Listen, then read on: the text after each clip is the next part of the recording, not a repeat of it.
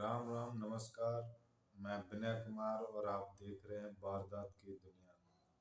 दोस्तों, आज एक ऐसी खबर लेके आया हूँ जिसको आप भी सुनोगे तो पैरों तले जमीन खिसक जाएगी। ये घटना सच्ची घटना है और ये कौशाम्बी जिले के चरवा थाना क्षेत्र की है, जिसमें एक नाबालिग के साथ बलात्कार किया जाता है, रेप किया जाता है। और जब वो काफ़ी समय हो जाता है तब उसको इस घटना की जानकारी मिलती है कि मैं गर्भवती हो चुकी हूँ। वो नाबालिग थी, उसे नहीं पता था कि कैसे क्या होता है ये सब। उसकी उम्र 12 से 13 साल थी। तो चलते हैं इस सच्ची घटना की ओर। ये घटना मई 2022 से शुरू होती है और इसका सिलसिला 14 दिसंबर 2022 को जाके खत्म होता है। तो मई 2022 के दिन इस नाबालिग के माता पिता खेत पे किसी काम के लिए गए हुए थे। खेत पे काम लगा था, वहां पे गए हुए थे। तो घर पे बेटी अकेली थी। तभी उसके पड़ोस का जो चाचा होता है वो इसके घर पे आता है, इस नाबालिग के पीड़िता के। और घर पे आने के बाद जब गेट से बाहर से आवाज़ लगाता है, गेट को खटखटाता है, तो जब वो आके बेटी देखती है कौन है, तो उसको उसके पड़ोस का चाचा दिखाई देता है। वो कहता है गेट खोलो, कुछ काम है मुझे। वो गेट खोल देती है, चाचा अंदर आ जाता है। अंदर आने के बाद पूछता है कौन, मम्मी पापा कहाँ हैं सब लोग। तो जब वो बताती है कि ऐसे ऐसे खेत पे काम हो रहा है, उसके बाद वो बोलता है मुझे एक गिलास पानी ला के दो। जब वो बच्ची पानी लाने के लिए चली जाती है अपनी रसोई घर में अपने में, तब तक वो गेट बंद कर देता है। बाहर का जो मेन गेट था उसका बंद कर देता है। और बंद करने के बाद एक रूम के अंदर खड़ा हो जाता है जाके। वो बेटी पानी, गेट बंद होने की आवाज़ सुनकर जब आती है पानी लेके, तो वो पूछती है कि चाचा गेट क्यों बंद कर दिया। तो वो पानी का गिलास लेता है और रख देता है और उसको गलत नज़रों से देखने लगता है और उसके प्राइवेट पार्टों को टच करने लगता है। तभी वो चीखने और चिल्लाने की कोशिश करती है, लेकिन जब चीखती और चिल्लाती है तब वो उसे धमकी देता है कि अगर तुम चिल्लाई और कोई किसी को बताया या अपने घर में किसी को इस बात की खबर दी कानो कान, तो मैं आपके पिता को ख़त्म कर दूंगा, जान से मार दूंगा। बच्ची नाबालिग थी, वो डर गई और चिल्लाना बंद कर दी। और उसने इस दुष्कर्म को 1 घंटे तक बर्दाश्त करती रही। वो चाचा, उसका जो पड़ोस में रहने वाला चाचा लगता था रिश्ते में, उसके साथ 1 घंटे तक बलात्कार करता रहा, उसके साथ दुष्कर्म करता रहा, उसके साथ घिनौनी हरकतें करता रहा। और करने के बाद उसे धमकी दे के उसके घर से चला जाता है। और वो लड़की जब उसके शाम को माता पिता आते हैं तो उनको भी नहीं बताती है, डर की वजह से कि चाचा बोल के गए थे कि अगर माता पिता को या किसी को जानकारी दी तो हम आपके माता पिता को जान से मार देंगे। तो डर की वजह से नहीं बताती है।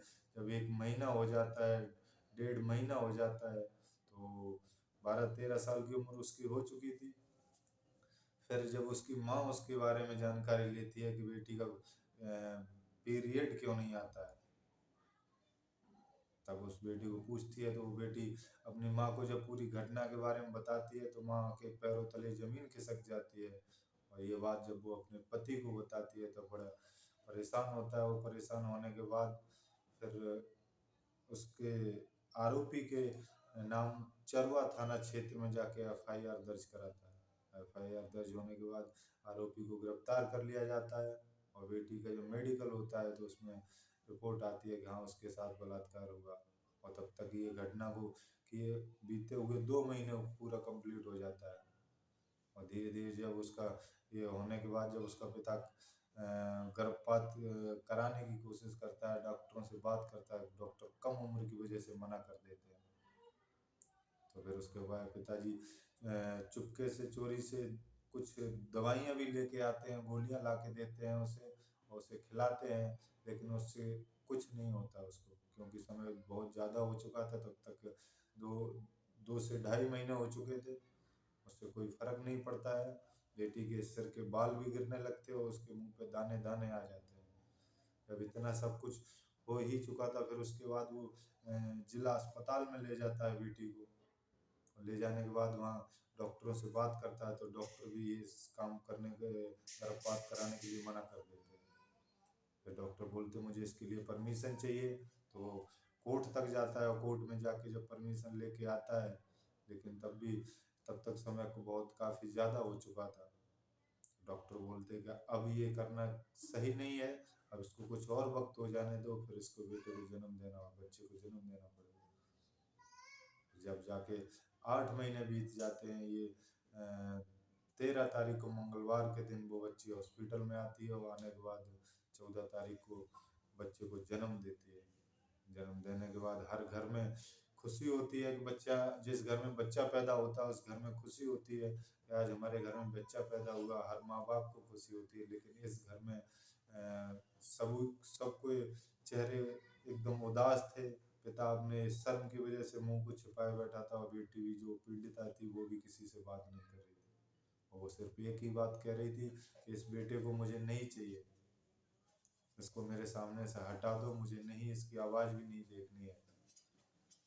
और माँ भी बेटी की ये बात सुन करके परेशान थी, रो रही थी, बिलख रही थी।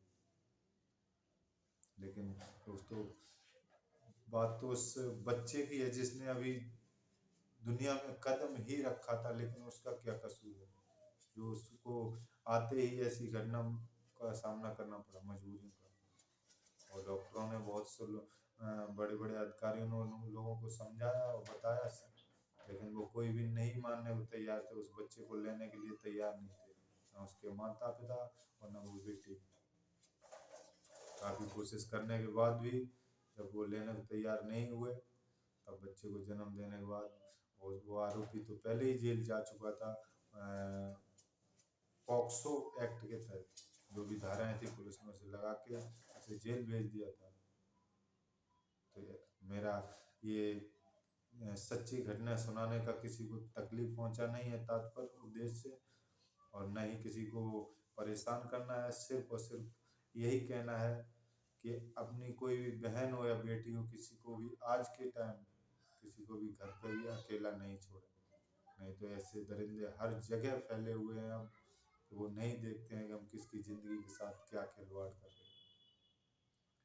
अब एक दरिंदे की गलती की वजह से उस बच्चे के भविष्य कहाँ पे जा पहुंचा, जिसको अभी ये भी पता नहीं कि मेरा माँ कौन है, मेरे पिता कौन है।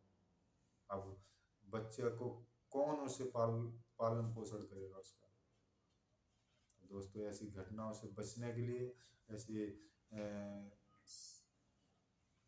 जघन्य अपराधों से बचने के लिए अपने परिवार का ख्याल रखें और ध्यान रखें। और ऐसी, अगर हमारी वीडियो आपको, ऐसी खबरें आपको अच्छी लगती हैं तो मेरे चैनल को सब्सक्राइब करें और लाइक करें। जय हिंद। कल मैं ऐसी एक सच्ची घटना के साथ फिर आपके सामने आऊँगा। तब तक के लिए जय हिंद, जय भारत।